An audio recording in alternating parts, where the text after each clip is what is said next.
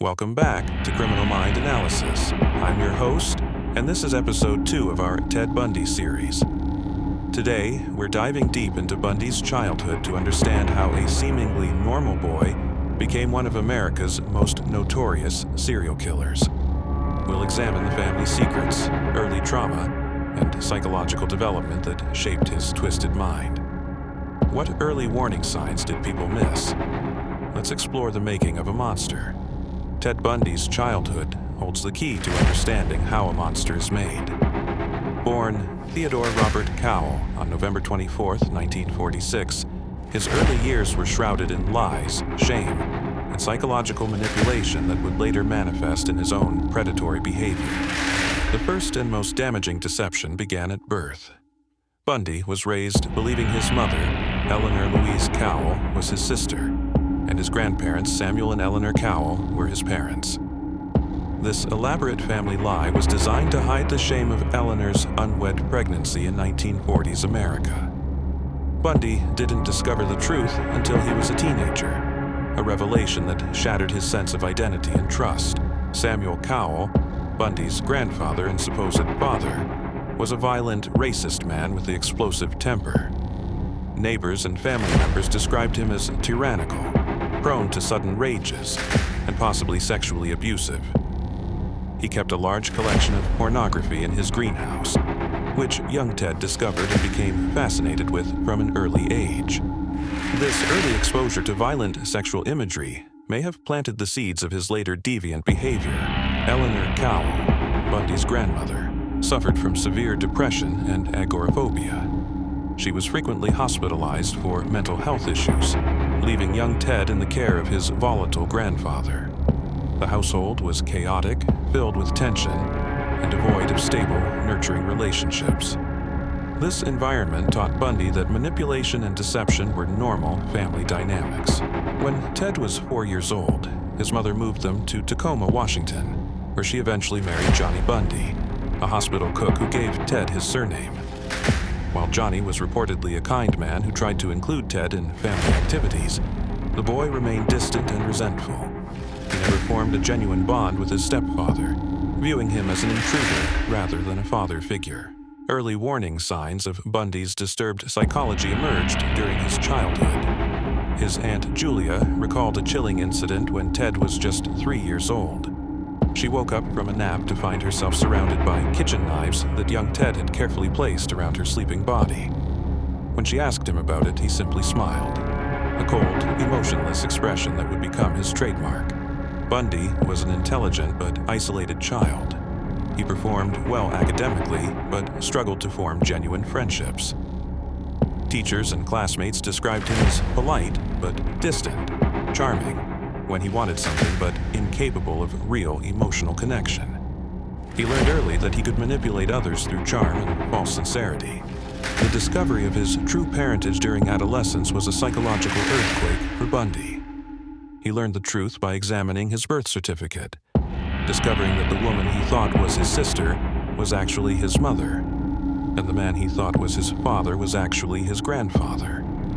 This revelation destroyed his already fragile sense of identity and deepened his mistrust of women. Bundy's relationship with his mother was complex and disturbed. Eleanor was emotionally distant, unable to provide the nurturing love a child needs. She was also deeply religious, creating an atmosphere of shame around sexuality and normal human desires.